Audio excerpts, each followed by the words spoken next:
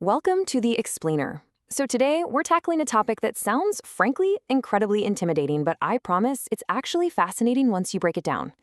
If you're just starting your journey into cybersecurity, looking at it from a beginner's perspective, you might think it's all about shadowy figures and hoodies typing at lightning speed to magically hack into mainframes.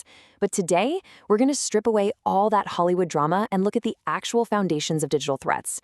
We'll explore these concepts together and break them down into simple, manageable pieces that literally anyone can understand. Okay, let's dive right in by dispelling a massive myth straight off the bat. You absolutely do not need to fear hacker magic, because these attacks, they actually just rely on basic deception. The reality of cybersecurity is that attackers are mostly just opportunists. They aren't casting digital spells, they're looking for unlocked doors. Or honestly, better yet, they're trying to trick you into opening the door for them. And that brings us to the big three: phishing, malware, and ransomware. These are the foundational threats every single beginner absolutely must understand. Seriously, if you get a handle on how these three work, you're going to have a rock-solid grasp on the vast majority of threats facing both everyday individuals and massive corporations today.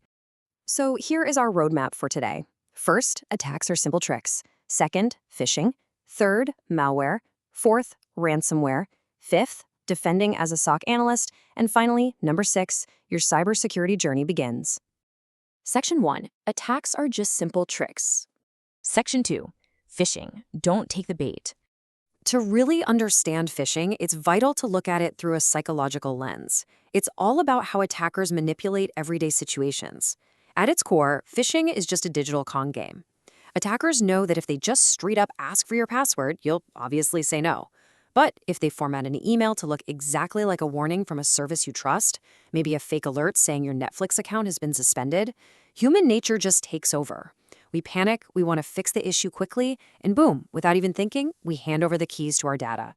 Think of these fake emails as a literal hook waiting for you to take the bait in a vast digital ocean. The attacker casts out millions of these hooks every single day. Most people swim right past them, sure. But all it takes is one person having a busy day, maybe quickly skimming their inbox on their phone, to bite. So how do you protect yourself? Always look for these 4 common signs. Number 1, a suspicious sender. The email might say Microsoft support, but the actual address is a weird jumble of random letters. Number 2, urgent language. Stuff like, your account will be deleted in 24 hours if you don't click here. They want you to panic and skip critical thinking altogether. Number 3, fake links that redirect you to a malicious site. And number 4, a direct request for your login details. If you see these, it's a massive red flag. Actually, these exact markers are what a security operations center analyst, think of them as essentially the digital security guards of a company, looks for when investigating malicious messages. Section 3, malware, software designed to harm.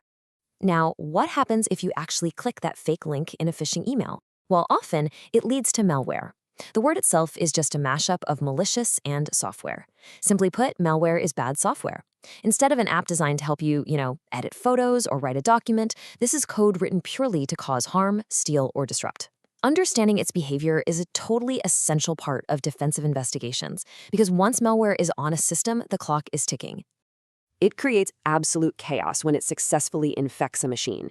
It's pretty much the nightmare scenario for any IT department. Imagine your screen is flashing, critical systems are going down, and the software is working frantically in the background to compromise as much as it possibly can. But the crucial point here is that malware isn't just one static thing. It's a broad category that can take multiple devastating actions. Some malware is super quiet. It just sits there on your computer and silently steals your data or spies on your keystrokes to gather passwords. Other malware is loud and aggressive, designed to spread rapidly across an entire corporate network to actively damage or just completely wipe systems. It usually sneaks in through 3 common doors. Number 1, sketchy downloads from untrusted sources. Number 2, malicious attachments, often tacked on to those phishing emails we were just talking about. And number 3, compromised websites that secretly push bad code right to your browser. This really highlights why navigating the web carefully is so incredibly important for beginners and pros alike. Have you ever almost clicked a sketchy link? We've all been there. Section 4, ransomware, lockdown and demand. Ransomware is a specific type of malware that has become so destructive it honestly needs its own spotlight.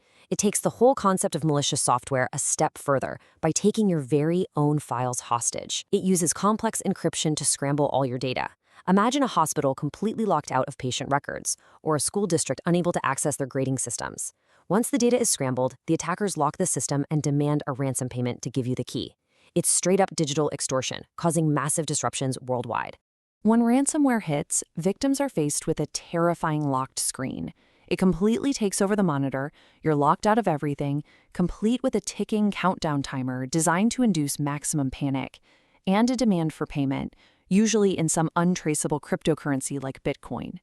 It is a visceral, incredibly stressful situation for anyone to face, for sure. Section 5. Defending as a SOC analyst. Okay, take a deep breath. We've covered the scary stuff, but how do we spot these tricks before they cause harm? How do we catch the phishing hook, the hidden malware, and that nasty ransomware before the damage is done? Well, this is where the digital detectives step in. By monitoring for specific early signs, a security operations center analyst can piece together the clues and shut the attack down cold. They look for suspicious file activity, like, say, a single user suddenly trying to access thousands of files they normally never touch.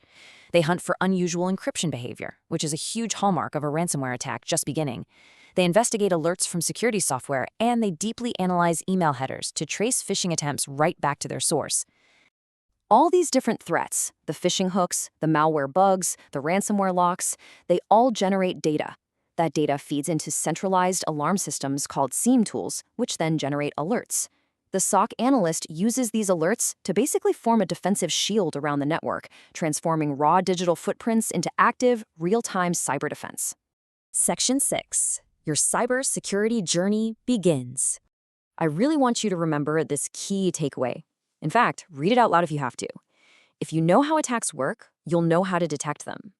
Understanding the attacker's simple tricks is the very first and honestly most important step in learning how to defend against them. I mean, you can't protect a castle if you don't know how the enemy plans to breach the walls, right? In our next explainer, we're going to build directly on this foundation. We will step fully into the shoes of the defenders and dive into the actual tools companies use to protect themselves. We'll break down exactly how firewalls work, what network monitoring actually looks like in practice, and dive much deeper into those powerful centralized alarm systems, the same tools we briefly touched on today. You definitely don't want to miss out on mastering those defensive tools, so hit that subscribe button right now to continue your cybersecurity journey with us. As we close out, I want to leave you with one final thought based on everything we learned today. Looking at your own digital life, or maybe your company's network, are your systems truly ready for the threats we covered today? Think about it. I'll see you in the next explainer.